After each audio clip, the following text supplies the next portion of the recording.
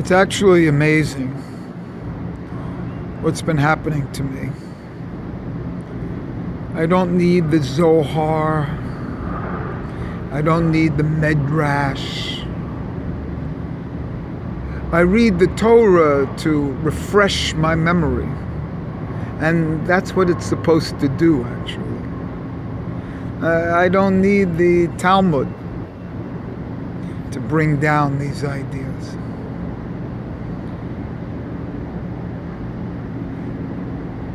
I was there myself. I have a spark of the soul of Adam.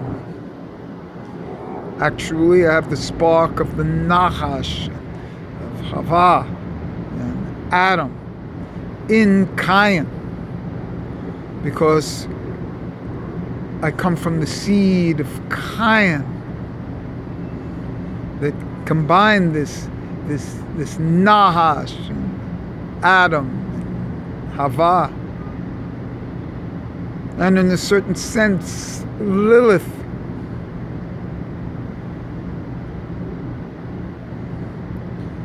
As the other side of Ein Sof. And I'm in touch with it. And so, quite frankly, I was there. I don't need what I call the imprimatur, the seal of approval, the stamp of approval of somebody else. Am I right? What I'm telling you is what I saw, that I remember, that I was a part of. Let me give you something that I've brought down before, the word Gan Eden itself. You know, in the Torah, all these words are written together. So I've separated Gan Eden as one word. Otherwise, there's two words there, and there's a final nun on Gan. But no, there's no final nun on Gan. Gan Eden, it becomes one word, and there's only a final nun on Eden. Gan is 53, which is the same as the word Even, Hashatia, Eben Shatia. The stone itself is Gan. And Eden, you know, is well, let's do the gematria for the whole thing. Gan is 53, and Eden is Dalet, it's 4. Ayin, rather. Ayin, that's 70, and that's 123, and 7, and 4 from the Dalet is 7, that's 127, and 700 for the final Nun. So that's 727, and then 5 letters of the term Gan Eden. So these 5 letters of Gan Eden make it, so these make it 800, it's 827, not 727, because the final nun was 700. So it's 827 plus 5, that's 832, so that's Eretz Yisrael. Eretz Yisrael is the same as Gan Eden. So when we were in Gan Eden, we were in Eretz Yisrael. And what's the focus point in Eretz Yisrael? Eretz Yisrael is the focal point, is the Eben Hashatia, is the temple. It's the altar at the temple, and so that's the focal point of it. It's the center of the earth. So where these sacrifices took place is actually the center of the earth. And everything starts from this Eben Hashatia, in the center of the earth, in the center of Gan Eden, in the center of Eretz Yisrael, because Eretz Yisrael is Gan Eden. It's as simple as that. Now, what took place? I've read that Adam sacrificed. I do not have a hush on this. So we're going to accept that Adam sacrificed at this stone, at this where the temple, the Beis HaMikdash was erected. But we do know that Cain sacrificed. And Cain and Hevel brought their sacrifices to the exact spot that the temple was, and where the table was, and where the altar was, which becomes the table of the house. So we do know that these sacrifices were given at the site of the temple, at the Eben Hashatia, at the foundation stone of the world, at the altar. We do know that. What isn't so obvious, those were the original sacrifices of Cain and Hevel. What we don't know, but I'm telling you, because I was there and did it. The death of Hevel by Cain was there also, at that same spot where the sacrifices are brought.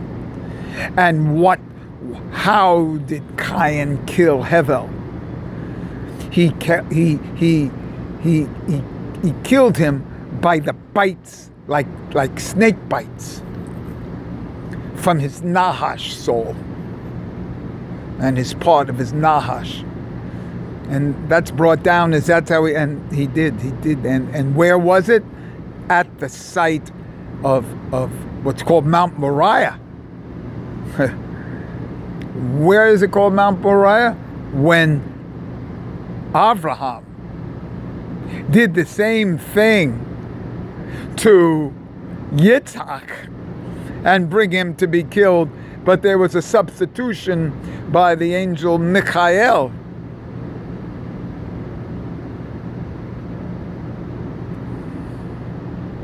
That's the same spot. So these two strange occurrences occur. The sacrifice of the death of Hevel at that spot in the foundation stone is the exact same spot that Avraham was going to sacrifice Yitzhak. Now this hay that Avraham got, in my opinion, is the hay of Hevel. See, this is the transition that Hevel makes. I know they bring it down that Sarai became Sarah, and the other hay went to Avraham. But the real secret is that Avraham contains the hay from Hevel, because that's the time that he brings the sacrifice of Yitzhak.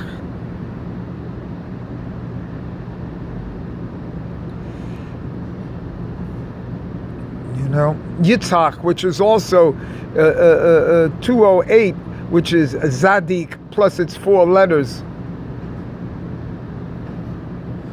This is a very deep sequence here. How there's a parallel between Avraham and Cain.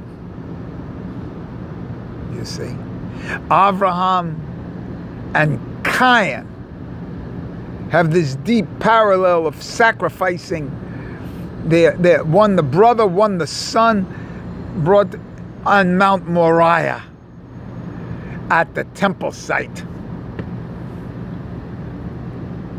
This is also brought down in the language where Cain says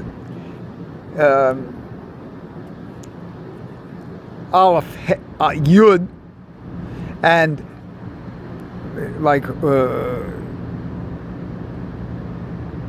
or a God asks him Aleph Yud or whatever, and then Avraham brings him as Aleph Yud Hey, and that Hey is always Hevel. The Hey is always Hevel, because in a certain sense the Hey of Hevel represents the Shekinah, and represents in this sense the divine wall, the wailing wall that still exists where the Shekinah exists.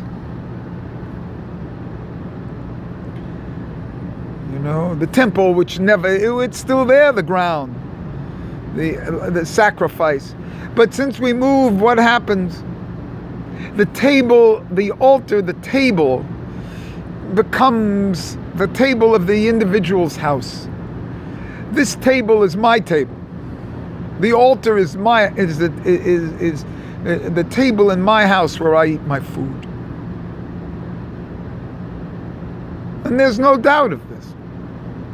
And that's why I have a hush, I have a direct connection between the table in my house and what happened in the temple, and what happened before the temple with Avraham, and what happened before Avraham in Gan Eden with Adam and Cain, and the sacrifice of Hevel, which was a sacrifice by the snake bite from Cain.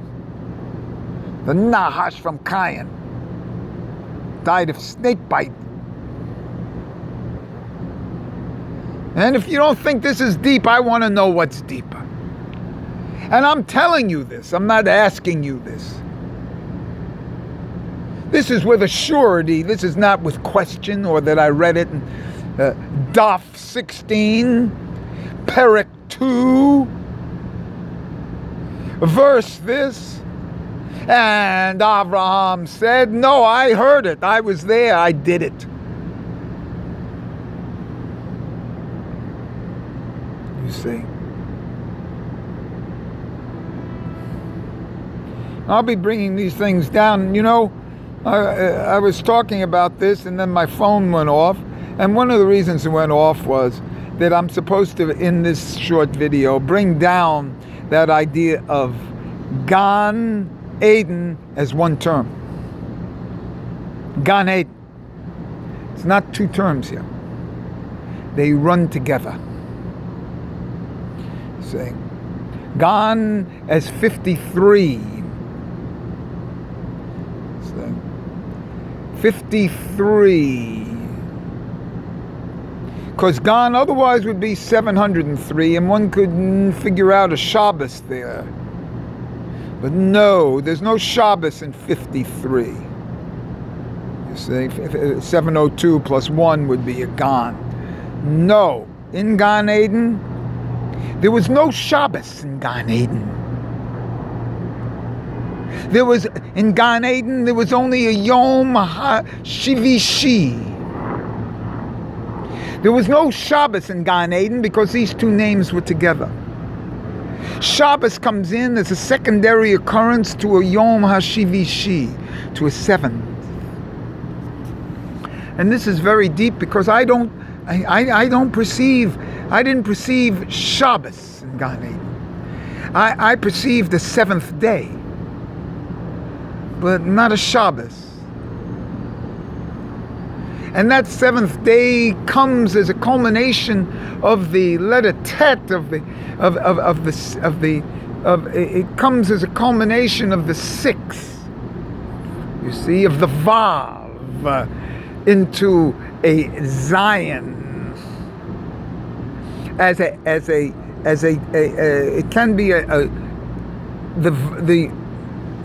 Yesod as a sixth, as the foundation stone into a seventh, but not as a full Shabbat, not as a full Patzufim of its own, What we have here is a union of 6 and 7.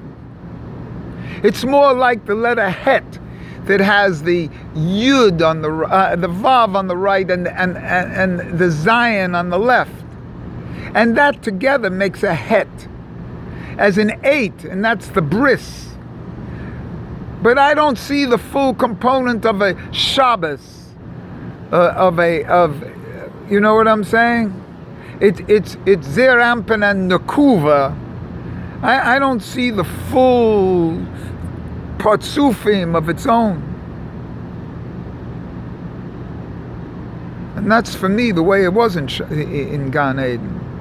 So there's one word which comes out to be 827 in the Gematria, and with the 5 letters of it as the one word is 832, and believe me, Gan Eden is Eretz Yisrael. And obviously I'm going to be talking more about this and this beautiful thing of my participation there.